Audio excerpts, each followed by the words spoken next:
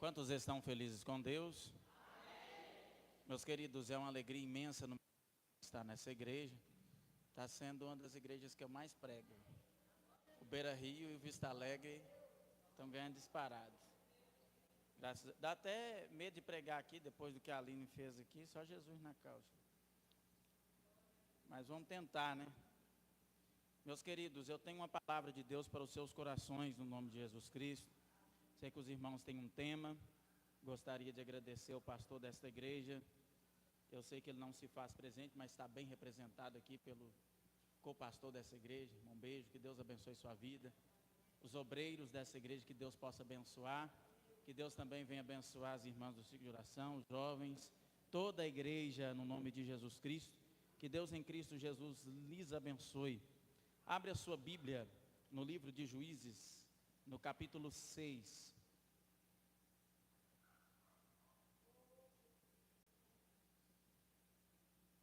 Juízes, capítulo 6.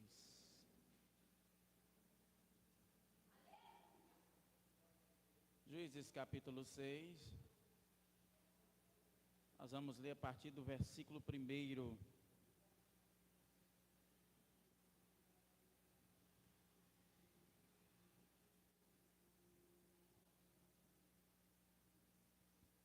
Sei que os irmãos têm um tema, ativando a fé e intensificando a busca. Hoje é a vida espiritual. Nós vamos tratar dessa vida espiritual aí no nome de Jesus Cristo. Meus queridos, quantos achou, diga amém. Quem ainda não achou, diga não. Meu Deus.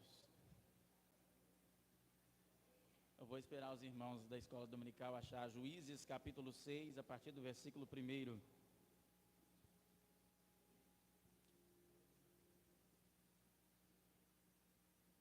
Amém?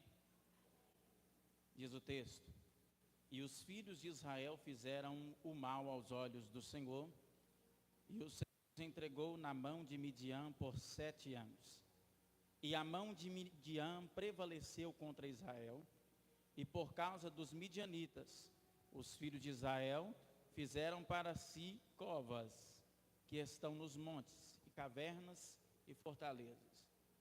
E assim, quando Israel semeava, os midianitas subiam, e os amalequitas e os filhos do Oriente até eles subiam contra eles.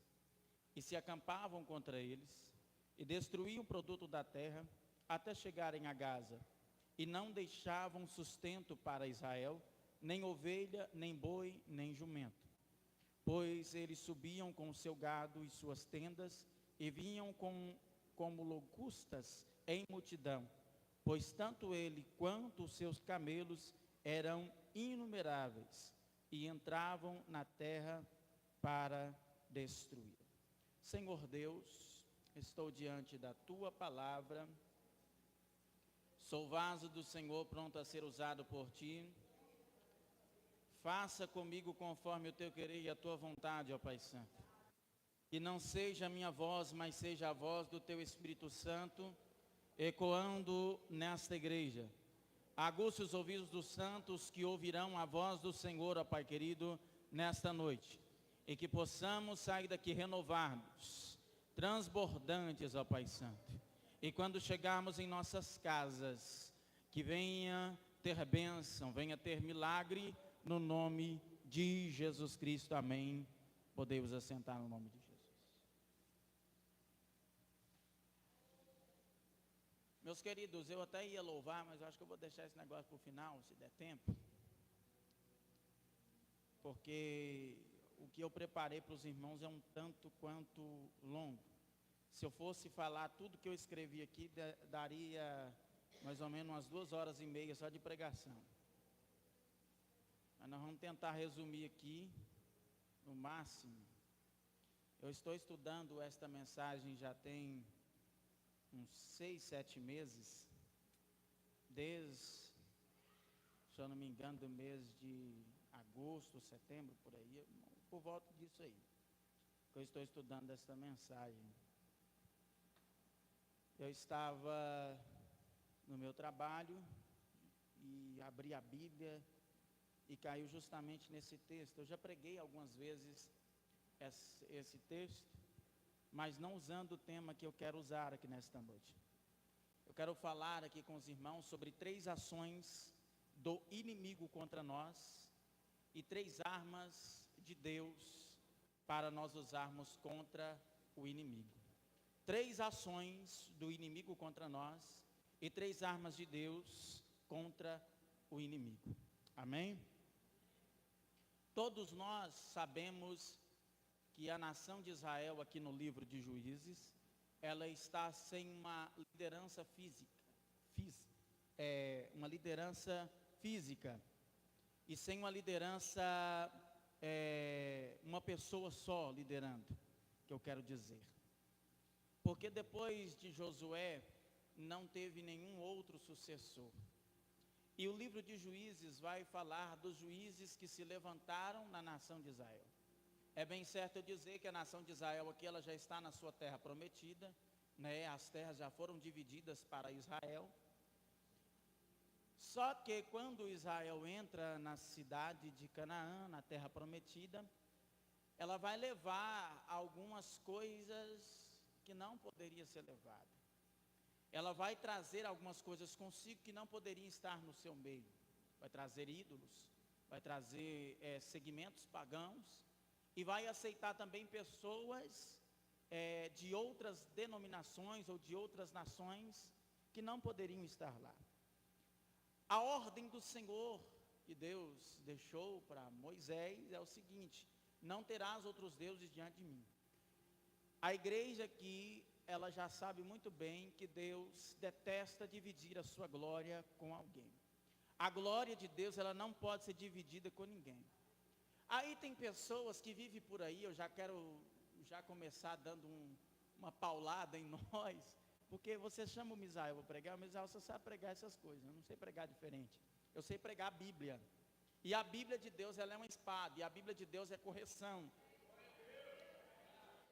Então lá vai uma correção para nós. Tem muito crente por aí que acha que isso é só um Deus que ele faz de barro, de pedra. Não, é tudo que você coloca acima de Deus. É bem certo dizer que não há nada que está acima de Deus, porque Deus é o limite de toda a existência. Não tem nada que ultrapassa Deus, porque Ele é o limite de todas as coisas, mas Ele também é o princípio de todas as coisas. Satanás, quando ele era anjo, e ele quis subir, ele falou: subirei nas mais altas nuvens e serei semelhante ao Altíssimo. Se nem Satanás, que está acima de Deus, como você quer colocar alguma coisa acima de Deus? Não tem como. Mas tudo aquilo que você coloca em primeiro lugar na sua vida, você está tendo aquilo como Deus. Talvez o seu Deus não é um ídolo, mas talvez o seu Deus é um carro. Talvez o seu Deus não é um ídolo, mas seu Deus é o seu tamanho, seu sapato. Talvez o seu Deus não é um Deus seu, não é um ídolo de barro, de pedra, mas talvez o seu Deus é o dinheiro. E como o dinheiro tem tomado conta da vida dos crentes, das nossas vidas. E aí, a vida espiritual que está ali na temática de vocês, vai só deteriorando. E aí você não sabe o que está acontecendo na sua vida quando algumas coisas começam a desandar. Quando algumas coisas começam a desandar na sua vida espiritual, você não entende o porquê está desandando. Volta atrás e vê aonde você está errando. Quem é que você tem colocado como prioridade na sua vida? Será que é Deus que tem sido prioridade na sua vida? Ou será que são as outras coisas? A palavra do Senhor diz: mas buscai primeiro o reino de Deus e a sua justiça, e as demais coisas vos serão acrescentadas. Quem tem que estar em primeiro lugar na nossa vida é o Deus Todo-Poderoso. Quem tem que estar em primeiro lugar na sua vida não é o seu marido, não é a sua casa, não é o seu dinheiro, não é o seu carro, não é o seu bem material, é Deus. É Deus que tem que estar em primeiro lugar na sua vida. E dentro do livro de Juízes, todas as vezes que a nação de Israel esquecia de Deus, colocava Deus em segundo plano, os inimigos vinham e tomavam conta da nação de Israel. E em Juízes capítulo 6, Deus vai levantar um homem por nome de Gideão para ser juiz na nação de Israel. Por quê? o texto diz o seguinte: os filhos de Israel fizeram o mal aos olhos do Senhor, e o Senhor os entregou nas mãos dos midianitas, ou do povo de Midian.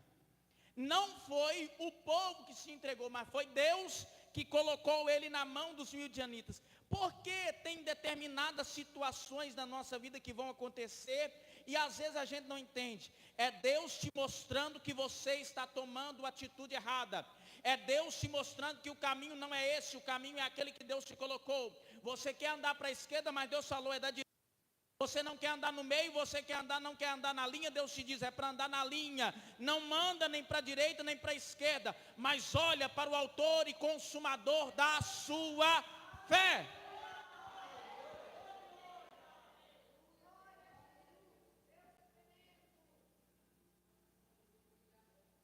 E quando os midianitas vão tomar a nação de Israel, o que o povo vai fazer? Vai esconder, porque é fácil. Até o presente momento, as coisas pareciam que estava tudo dando certo, estava tudo ok, estava tudo beleza. Mas na hora que a mão do Senhor pegou a nação de Israel e colocou ele na mão dos midianitas, o negócio começou a apertar. Eu sei que começou o ano de janeiro e todo mundo profetiza, vai ter bênção, vai ter milagre, vai ter providência, vai ter unção, vai ter casa, vai ter carro, vai ter aquilo outro. Mas tem porém, se você quer a bênção de Deus, você precisa andar no rumo. Você precisa andar no crivo, você precisa andar no prumo que Deus te colocou. Para de olhar para a direita e para a esquerda, anda na linha, anda no caminho que Deus te colocou, segue aquilo que Deus te mandou seguir, faça a vontade de Deus. Para com esse negócio de ser preguiçoso, não vir para a igreja, no culto de doutrina, não vir para a escola dominical, larga de ser crente vagabundo. Ninguém mandou vocês me chamar.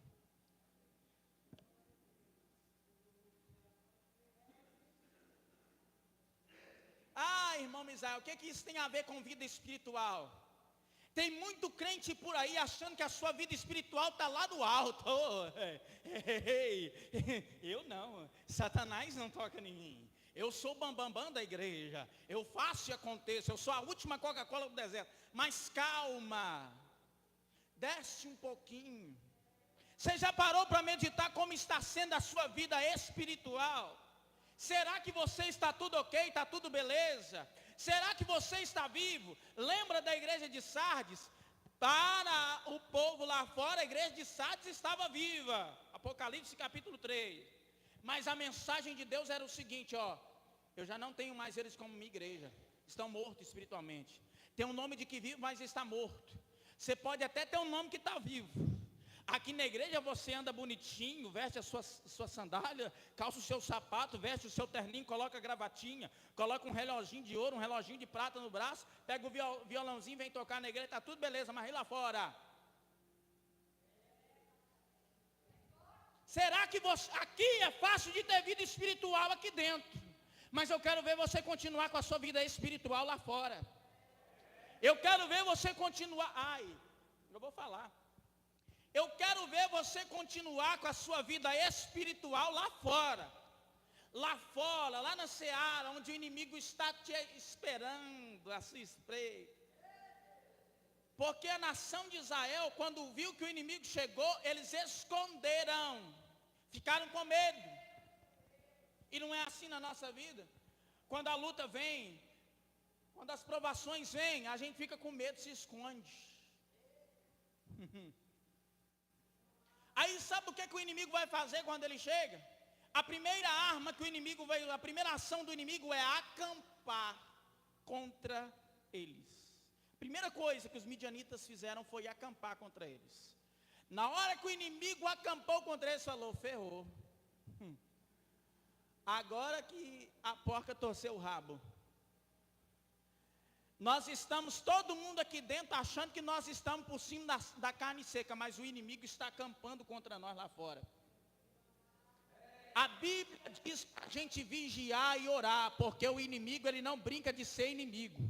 O diabo não brinca de ser diabo. Não vem achando você que você vai passar por cima dele igual uma carreta, que não é bem assim não, meu querido.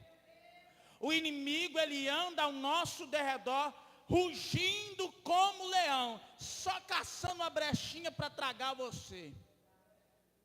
Aí qualquer coisinha que você fizer de errado, o inimigo vai entrar na sua vida e vai fazer um regaço. Eles estão acampados, versículo 4 do texto que eu li. A segunda coisa que o inimigo vai fazer é destruir o produto da terra, porque o inimigo ele trabalha assim, ele acampou.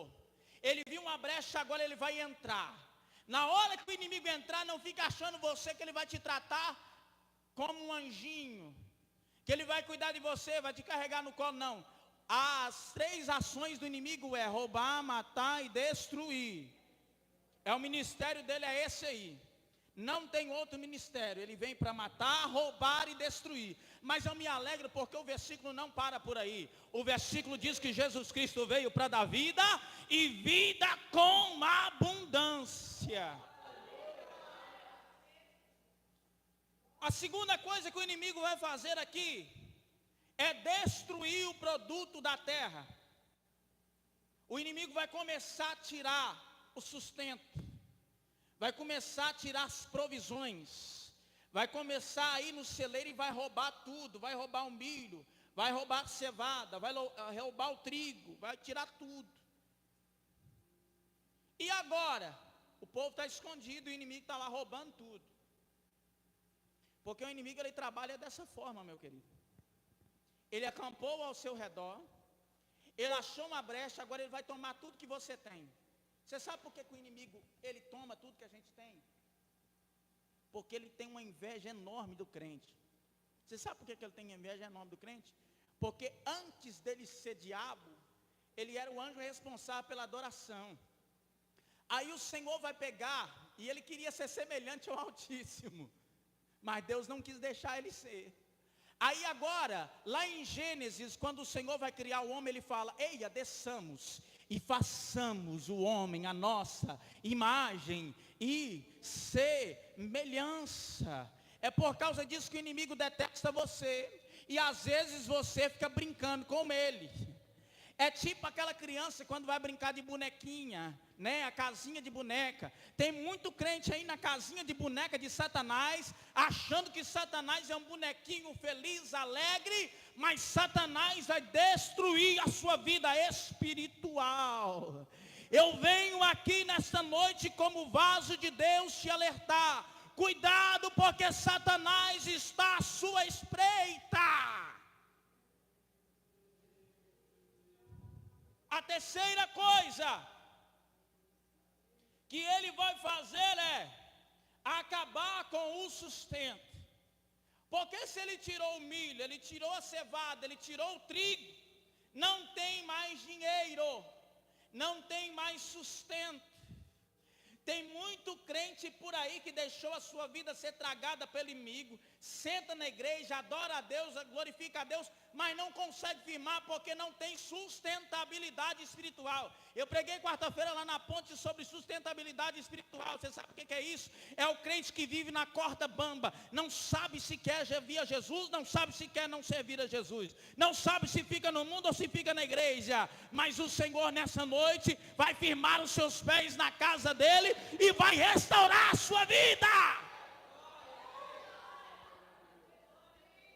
O inimigo ele vai tirar o sustento, a provisão, vai tirar o dinheiro. E agora, o que fazer? E o inimigo ele tira de nós, sabe o quê? A primeira coisa que o inimigo tira de nós, de sustento, a ovelha. Está no texto. A ovelha, ela produz lã para aquecer o corpo no inverno. Se você abrir a sua Bíblia lá em Êxodo capítulo 13 e versículo 21, você vai ver que o Senhor cuidou da nação de Israel quando ela estava caminhando no deserto. Saiu do Egito e entrou no deserto. Quando entrou no deserto, o deserto, para quem não sabe, ele é muito frio durante a noite e muito quente durante o dia. E o que Deus pega e faz? E além de ser muito escuro, o que Deus pega e faz? Ele vai enviar uma coluna de fogo durante a noite para aquecer o povo. A ovelha aqui, ela fala de lã. E a lã, ela eles coziam a lã, teciam a lã, faziam uma roupa, uma vestimenta para aquecer o corpo no inverno. Tem muito crente por aí que a ovelha já foi tirada dele, já foi tirada a lã dele. Ele passa frio, frio espiritual. Você sabe o que é fogo? Eu vou falar. Tem muito crente por aí que tirou a lã dele e ele se encontra frio espiritualmente falando. Isso aqui foi me revelado agora, eu não escrevi nada disso. Aí a pessoa se encontra fria espiritualmente, Gabriel. Você sabe o que é uma pessoa fria espiritualmente? Está um culto como esse, é um culto de bênção, um culto de vitória, um culto de milagre, uma campanha como essa. O crente está tão frio espiritualmente, parece uma geladeira espiritual. O pregador soa a camisa, paletó, até o fio de cabelo do pregador soa para ver se sai um glória a Deus e o crente não dá glória. Eu não obrigo ninguém a dar glória a Deus, só dá glória a Deus quem tem glória para dar, quem não tem, não dá. Mas uma coisa é fato, o crente que está frio espiritualmente é porque está morto. Eu não sei se você já teve a curiosidade de tocar em um corpo que está morto. O corpo morto, ele está frio, gelado, chega a gelar a sua mão. E tem muito crente aqui nessa igreja que já morreu espiritualmente e está frio. Ninguém mandou vocês me chamar.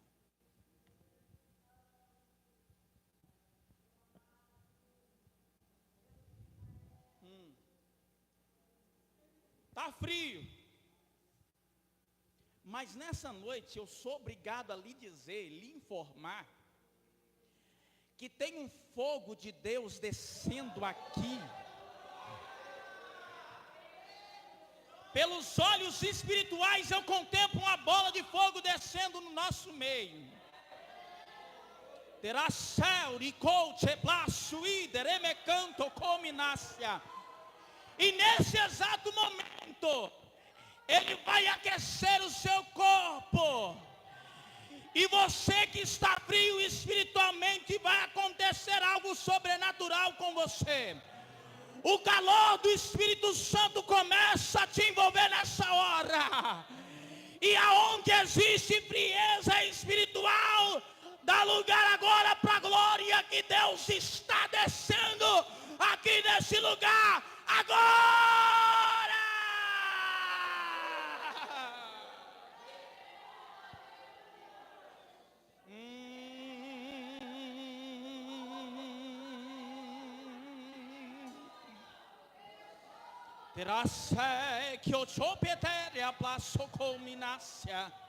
Quem tem língua estranha para falar, fala em línguas.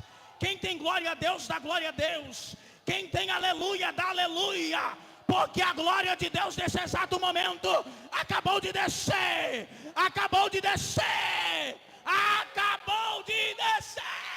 Aleluia.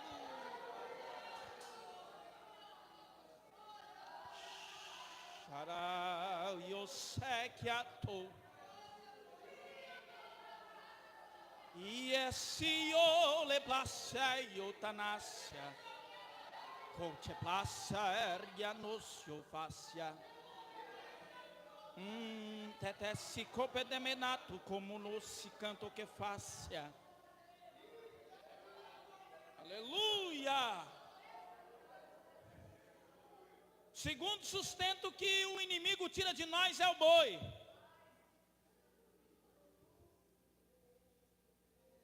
Eu trabalhei em roça. E na época que eu trabalhei na roça, mas meu avô pegava uma canga, colocava 2 bois na canga, uma junta de boi. Colocava um negoção de ferro atrás deles, eles tinham que puxar para arar a terra. Ele falava comigo assim, camarada, eu tenho que colocar esse negócio aqui, porque tem que movimentar a terra aqui, para me plantar. E para fazer isso, só o boi tinha força. Em Juízes capítulo 6, versículo 14,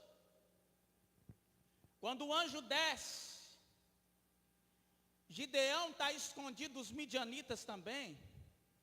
E ele estava malhando o trigo, era no lagar. E o interessante, quando você vai pesquisar, lugar de malhar trigo não é no lagar, é na eira. Porque a eira é como esse piso aqui, está sequinho. De modo que quando ele soprasse, a palha voava. Mas eu fico pensando, Gideão malhando o trigo no lugar de malhar uva, lugar molhado. Ele soprando a palha e a palha não sai do milho, a palha não sai. Oh Jesus, que dificuldade. Aí o anjo desce e vira para ele e fala assim, ó, vai nessa tua força. Porque eu fico imaginando a força que esse homem estava fazendo para malhar esse trigo. Eu quero dizer para você que nessa noite Deus vai restaurar a sua força. Ticopetasse, comenece a canturiba. Tem muito crente por aí que está vivendo uma dificuldade tremenda. O negócio está difícil, está passando um aperto tremendo. Mas nessa noite Deus está olhando para você e está dizendo, vai nessa tua força, porque eu vou te dar vitória. Continua nessa tua força, porque eu vou te dar vitória. Continua marchando, porque eu vou te dar vitória. Continua pelejando, porque eu vou te dar vitória. Continua. E quando a sua força estiver acabando, o anjo vai descer e vai aparecer e vai falar assim, eu te dou mais força, eu te dou mais força, eu te dou mais força, eu te dou mais força.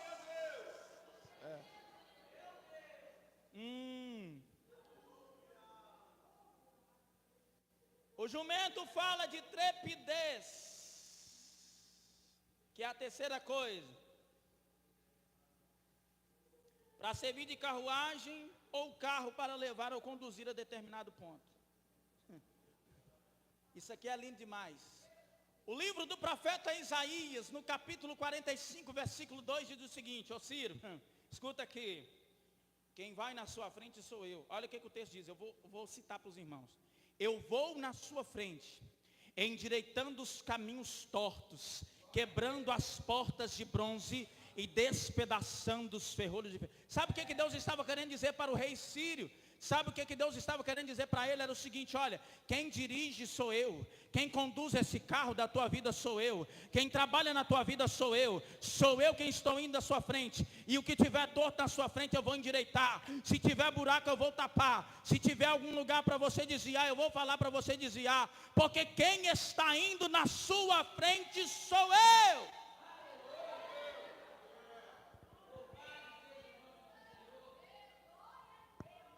Escuta uma coisa, para de andar por conta própria. Eu não sei para que vocês me chamou. Para de querer andar na sua vida do jeito. Tem crente por aí, irmão beijo, que fala assim, eu sou dono do meu nariz, eu faço o que eu quero, na hora que eu quero. Se eu quiser ir na igreja hoje eu vou, se eu não quiser eu não vou, eu não estou nem aí. Para de querer andar por conta própria, porque crente que anda por conta própria dá de cara com a parede. Crente que anda por sua própria força dá de cara com a parede. Mas crente que chama o Espírito Santo, ó Espírito Santo, vem aqui Espírito Santo, conduza a minha vida, seja o meu carro espiritual para me guiar até o céu. O crente que deixa ser guiado pelo Espírito Santo, não tem barreira que vai ficar na sua frente, não tem capeta que vai ficar na sua frente, não tem obra de macumbaria que seja na sua vida, porque quem é maior é aquele que te conduz à vida eterna. Ai, que autoridade de Deus aqui, aleluia.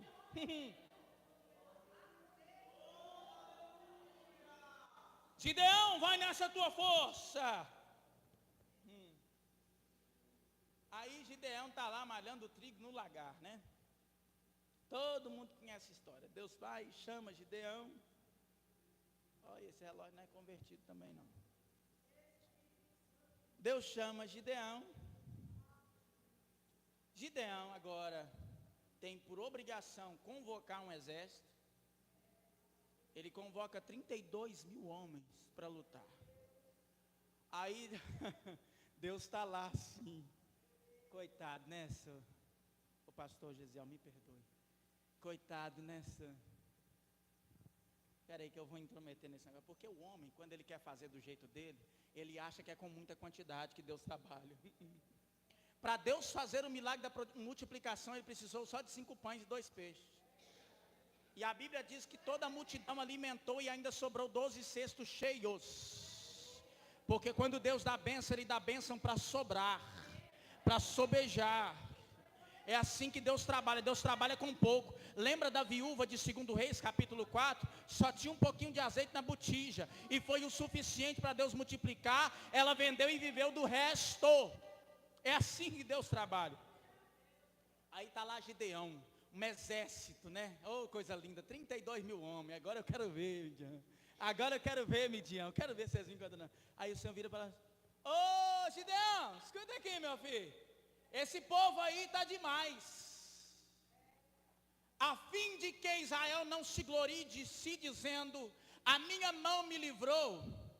Apregou e agora todo o povo, os covardes e medrosos, faz favor de se retirar. Volta. Porque Deus, Ele não gosta de covarde e de medroso. Deus, Ele não trabalha com gente que não tem coragem. Deus trabalha com aquela pessoa que é ousada. Deus trabalha com aquela pessoa que tem uma autoridade sobre si. É assim que Deus trabalha. Covarde e medroso voltou uma porrada de gente. Aí o Senhor olha, tá bom não, senhor. Ô Gideão, escuta aqui, faz esse povo todo descer as águas e eu vou provar eles ali.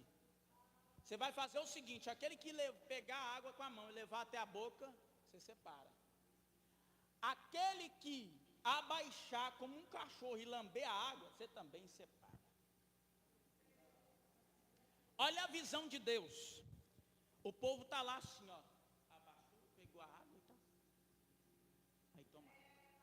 Mas o povo que abaixou para lamber, está igual o cachorro, não olha nem para um lado nem para o outro. Você sabe quando você pega um cavalo e coloca aquelas duas coisas na frente dele, para não olhar nem para lá nem para cá? Assim estava esse povo, lambendo a água. Estava preocupado em matar a sede. Porque tem muito crente por aí que quando vê muita água assim, ele só quer matar a sede. Não quer saber se o inimigo está à direita, está à esquerda, está atrás, está na frente. Ele não vigia. É o crente que não vigia. E o Senhor estava separando o crente que não vigia de crente que vigia. E os que vigiaram foi 300. E é com esses 300 que Deus vai contar. Aí Gideão, eu fico pensando em Gideão assim, ó. Eita, só 300 homens? Estou ferrado. Se eu fosse Gideão, eu falaria dessa forma. Estou ferrado, me lasquei. Porque o exército dos midianitas era muito numerosos. A Bíblia diz que eram muito numerosos. Era gente demais. Mas o Senhor, quando Ele escolhe para guerrear, Ele escolhe e também dá estratégia. Se prepare para Deus dar estratégias para você guerrear contra o inimigo aí nessa noite, no nome de Jesus. Aí, o Senhor deu a estratégia para Gideão. Gideão, você vai descer lá e vai escutar o que eles estão falando. Porque Deus olhou para Gideão e viu que ele estava se acovardando da situação. Quando ele olhou para o número de soldados, olhou para o número dos midianitas e falou, esse negócio vai dar certo não. O Senhor falou assim, não, desce lá para você escutar o que eles estão falando. Aí quando ele desceu lá no exército inimigo, escondido, sabe o que os inimigos estavam falando? Rapaz, eu estou com medo. Eu tive um sonho aí que uma roda de fogo descia no meio de nós e consumia todo mundo. E de repente o povo começou a correr. Eu não sei o que é isso não. Ah, você não sabe não? É Gideão que está vindo com o seu exército. Se prepara, viu? Ah, mas aí entrou uma força em Gideão. Ele falou, agora não vamos. Pegou 300, colocou de um lado, 300 colocou do outro, 300 colocou do outro. Mas o interessante é que os 300 aqui, distribuídos dessa forma, não usaram nenhuma espada, nenhuma lança. Porque Deus trabalha com improbabilidade. É com as improbabilidades que Deus vai trabalhar. Quando você diz não vai dar certo, Deus está dizendo, vai dar, meu filho, pode ir. Sou eu quem capacito, sou eu quem estou dando a ordem. E se eu dei a ordem, eu sou fiel para cumprir. Porque tem muito crente que se acovarda quando recebe uma arma de Deus na mão para lutar contra o inimigo e fala, isso aqui não vai matar meu inimigo, mas Deus está falando, vai. Sabe quais são as 3 armas de Deus contra o inimigo? E aqui eu já vou preparar para encerrar, porque o horário já está dando. A primeira arma que Deus usa é a trombeta. A trombeta que fala de adoração. E adoração eu sou obrigado a ir lá em Atos capítulo 16, versículo 25, que diz, perto da meia-noite. Paulo e Silas dentro da prisão. Um começa a orar e o outro a adorar. E de repente, ouve-se um barulho de um som, como um vento, veemente e impetuoso. Tremeu a terra, e as portas, os alicerces se abalaram, e a prisão de todos foram soltas. Eu vou explicar para você dar um glória a Deus. Paulo e Silas estavam pregando o evangelho de Jesus Cristo. Uma mulherzinha que tinha um espírito de adivinhação virava para Paulo e Silas todo dia e falava assim: esses homens são santos homens de Deus. Sabe o que ela estava querendo dizer? O mesmo poder com que eu opero, eles também operam, mas na verdade não era. Quem usava ela era Satanás. E por causa disso, o apóstolo Paulo vai repreender o inimigo. Quando o apóstolo Paulo repreende o inimigo, os senhores daquela mulher vão tomar o apóstolo Paulo e Silas, vão meter vara nele, vão chicotear eles, vão levar eles para dentro da prisão. Aí, conotando para os nossos dias de hoje, se fosse nós, se fosse eu e esse rapaz ali, o Gabriel, na prisão, eu ia olhar para ele e falar: Gabriel, o negócio está feio para o nosso lado, rapaz. Eu estou todo machucado, minhas costas estão doendo, eu apanhei pra caramba, rapaz. Não, senhor, meu pé está doendo também, aqui você vê como é que eu estou. Tem ferrolho nos meus pés, estou todo machucado.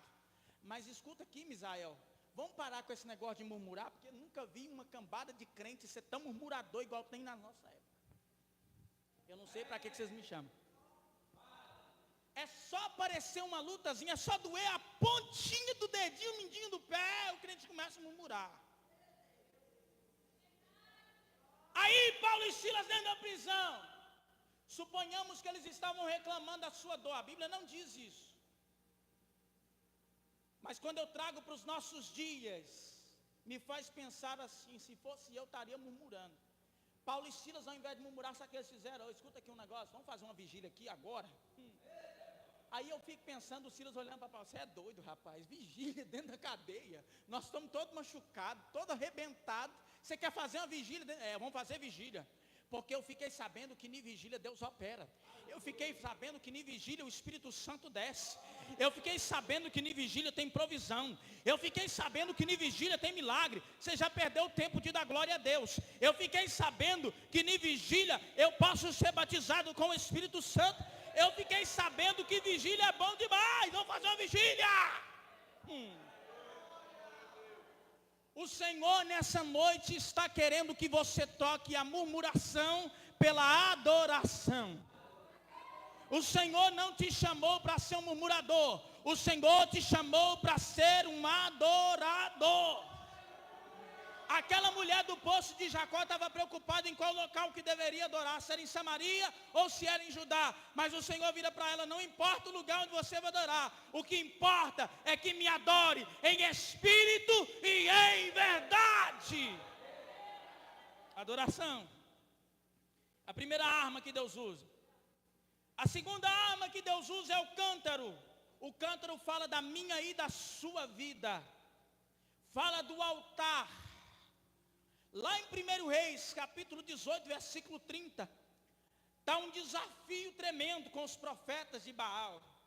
O povo já tinha suado a camisa, já estava todo dilacerado, rasgado o corpo com unha, rasgado suas vestes, e nada de Baal descer fogo. Mas quando o profeta sobe ao pé do monte, chama o povo para perto dele, ele vai restaurar o altar. Porque Deus não trabalha com cântaros quebrados. Deus não trabalha com o altar quebrado. Deus trabalha com o altar que está pronto para receber o que Deus tem para ele. É melhor o cântaro se quebrar na presença de Deus do que o cântaro estar quebrado para receber a presença de Deus. É muito melhor. Guarda essa palavra. Eu vou repetir. É muito melhor o cântaro se quebrar na presença de Deus do que ele está quebrado para receber a presença de Deus, porque nunca vai receber.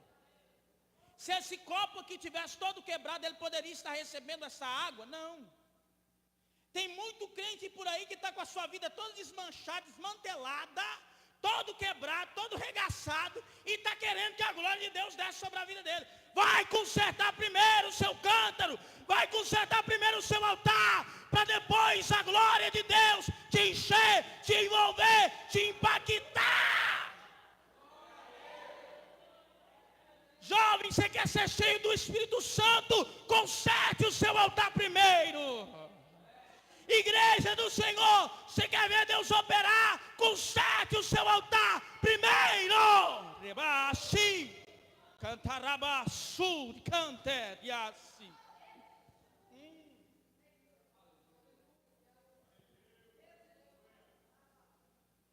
A terceira arma para me terminar é a tocha. Ai.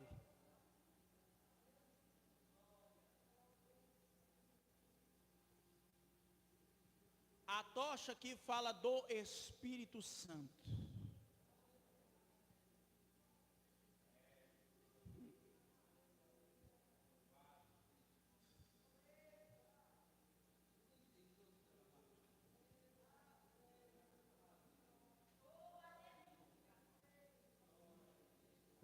A tocha que fala do Espírito Santo. Atos capítulo 2. Estavam todos reunidos.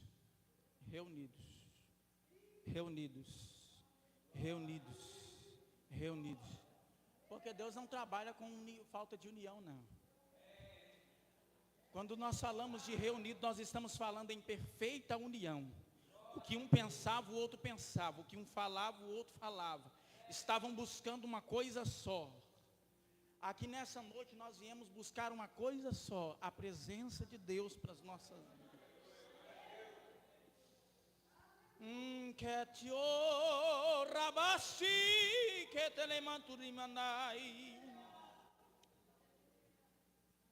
Estavam todos reunidos em um mesmo lugar. E de repente veio um som como de um vento veemente e impetuoso e encheu toda a casa. E foram vistos línguas repartidas como que de fogo. E o Espírito Santo desceu e cada um começou a falar em outras línguas conforme o Espírito Santo lhes concedia que falasse. Não existe vida espiritual sem a presença do Espírito Santo. A igreja não pode estar viva sem a presença do Espírito Santo. Eu não posso pregar se o Espírito Santo não estiver em mim. Eu não sou nada, não sou ninguém se eu não estiver debaixo da unção do Espírito Santo. E eu peço que você coloque-se sobre os seus pés, porque nesta hora o Senhor mandou eu lhe dizer nesta noite que o Espírito Santo vai começar a encher vidas aqui neste lugar. O Espírito Santo vai começar a restaurar vidas aqui neste lugar.